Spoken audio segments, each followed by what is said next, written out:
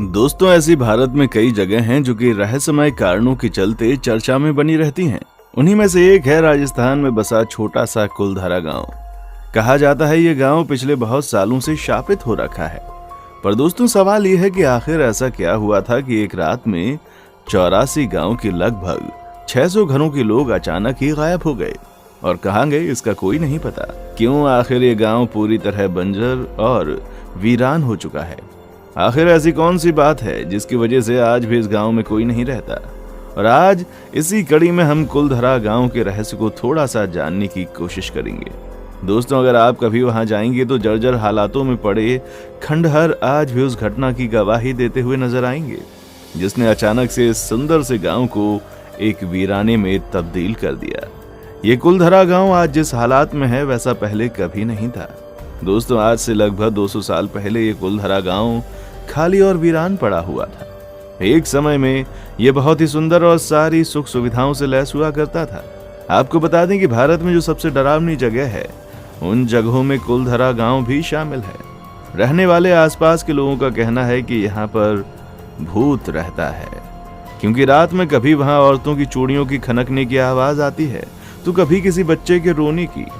दोस्तों, आप जानकर हैरान रह जाएंगे कि वहां घूमने गए कुछ टूरिस्ट ने बताया कि जब वो अपनी कार से घूमने गए और वापस लौटे तो उनके कार के शीशे पर बच्चों के पंजों के निशान मिले।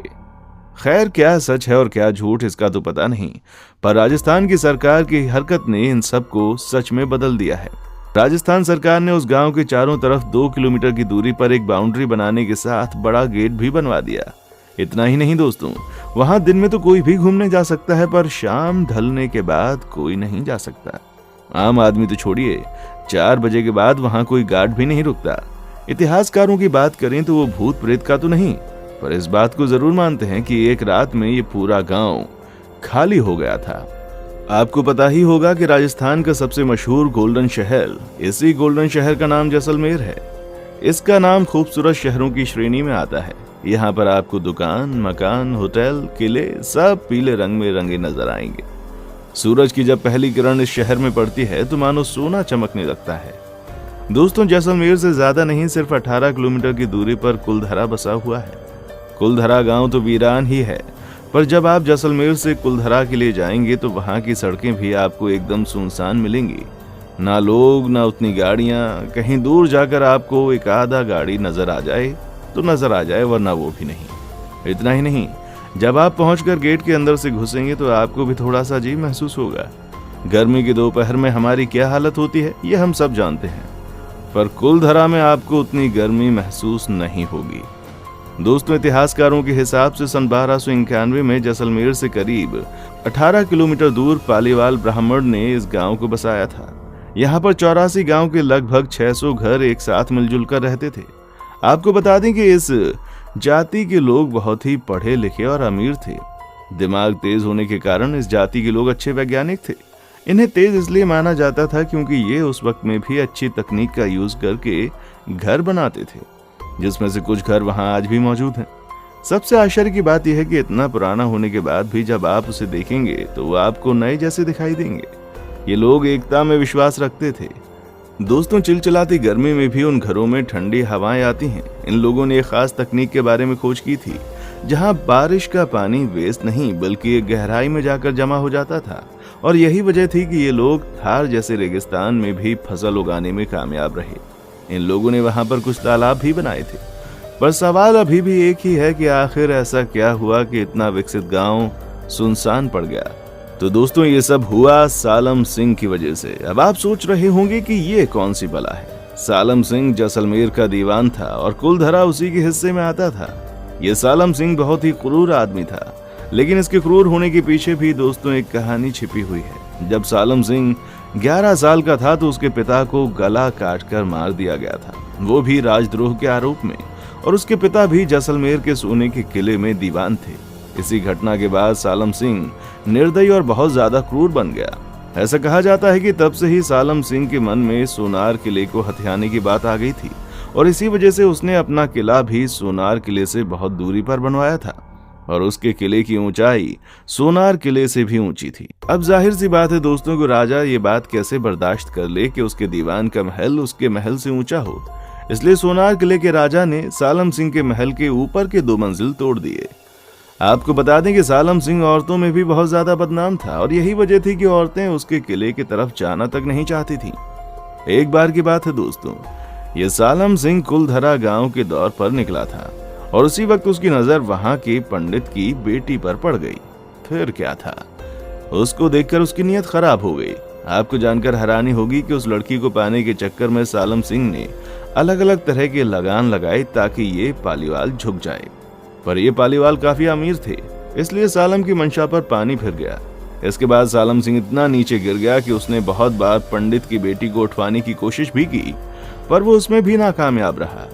बार बार अपने मंसूबे में कामयाबी ना मिलने के बाद सालम सिंह के सर पर उस लड़की को पाने का जुनून सवार हो गया और जुनून कुछ इस कदर सवार हुआ कि सालम सिंह ने कुलधरा गांव में ये संदेशा भिजवा दिया कि अगर अगले पूर्णमासी की रात लड़की को सालम सिंह के हवेली पर नहीं भेजा गया तो पूर्णमासी के अगले दिन वो सैनिकों के साथ उस गांव पर हमला कर देगा। जाहिर सी बात है कि गांव में एकता थी, जिसकी वजह से पूरा गांव परेशान था कि आखिर किया क्या जाए। गांव का हर आदमी अपने अपने तरीके से सुझाव दे रहा था, पर किसी का सुझाव सही नहीं था। वो ज्यादा देर इंतजार भी नहीं कर सकते थे क्योंकि पूर्णमासी आने में बस कुछ ही दिन बाकी थे। जब लोगों से हल नहीं निकला तो पंचायत बैठी और उसी दिन एक मंदिर में गांव के सभी लोग एकत्रित हुए, जिसके बाद बातचीत शुरू हुई। कुछ लोगों ने बोला कि हम उन लोगों से लड़ेंगे, पर उनकी संख्या कम थी, जिसकी वजह से प्लान काम नहीं किया। तो कुछ लोगों ने राय दी कि पंडित उस गांव को छोड़कर चला जाए, पर बाकी के लोग इस बात पर जानते थे कि अगर ऐसा किया तो सालम सिंह गांव के लोगों पर अपना गुस्सा निकालेगा। इसलिए सबके मन से एक फैसला लिया गया कि वो चुपचाप गांव को खाली कर देंगे। शायद इसे ही कहा जाता है एकता में बल, जो आज के जमाने में कहाँ देखने को मिलता है। यहाँ तो एक पड़ोसी ही दूसरे पड़ोसी की मदद नहीं करता और यहाँ 600 घरों के लोग सिर्फ एक लड़की की इज्जत बचाने के लिए एक साथ आ गए। कुलधरा के गांव के लोगों का कहना था कि वो अपनी इज्जत का सौदा कभी नहीं करेंगे। इन लोगों को ये बात पता थी कि अगर ये 1 आध दिन के बाद जाएंगे तो कहीं ना कहीं से बात बाहर आ जाएगी, इसलिए इन लोगों ने फैसला किया कि ये लोग उसी रात जाएंगे। इन सब के बाद सबको ये भी बोला गया कि अपने साथ सिर्फ कीमती और जरूरी सामान ही लेकर चलें। उसके बाद क्या दोस्तों, सबने अपने सामान उठाए और चल दिए और बाकी चीजों को जस का तस छोड़ दिया। जैसे कि किसी ने अपने कपड़े सूखने डाले हैं तो वैसे ही पड़े हैं, झूठे बर्तन जहां हैं उसे वैसे ही छोड़ दिया और कतार में उसी रात चल निकले। और जब जाते जाते वहां के लोगों ने इस गांव को एक श्राप भी दे दिया कि ये गांव अब कभी नहीं बसेगा और जो भी यहाँ बसने की कोशिश करेगा वो कभी खुश नहीं रह पाएगा। अब 3 दिन बीतने के बाद पूर्णमासी का दिन बीत गया और उससे में सालम सिंह कुलधरा गांव की तरफ बढ़ता है और वहां पहुंचते ही सालम सिंह के होश उड़ गए, क्योंकि उस गांव में सन्नाटे के अलावा कुछ नहीं था। वो पूरे गांव की तलाशी लेता है पर उसे एक शख्स नहीं मिलता। इसके बाद सालम सिंह बहुत सी खुदाई करवाता है क्योंकि वो जानता था कि पालीवाल बहुत अमीर होते हैं। अब उसे वहां कुछ मिला या नहीं इसका कोई जिक्र नहीं है। इतना ही नहीं, सालम सिंह के सैनिकों ने इस गांव में बसने की बहुत कोशिश की, पर उनके साथ वहां कभी कुछ भी सही नहीं हुआ। कहा जाता है कि अगर आप एक रात वहां रुक गए तो दूसरी सुबह आपकी होगी ही नहीं। 2013 में कुछ पैरानॉर्मल सोसाइटी के लोग गए जिन्होंने दावा किया कि वहां नेगेटिव एनर्जी है। अब वो 600 गांव के लोग कहां गए इसका तो नहीं पता, पर कहा जाता है कि ये लोग अलग अलग जाकर बस गए और तभी से कुलधरा अकेला, वीरान और भूतिया बन गया। क्या आप कभी कुलधरा घूमने गए हैं और वहां पर कुछ अटपटा महसूस किया है? कमेंट सेक्शन में आकर जरूर बताएं। वीडियो पसंद आई है तो वीडियो को लाइक और दोस्तों के साथ शेयर करना ना भूलें। देखने के लिए शुक्रिया।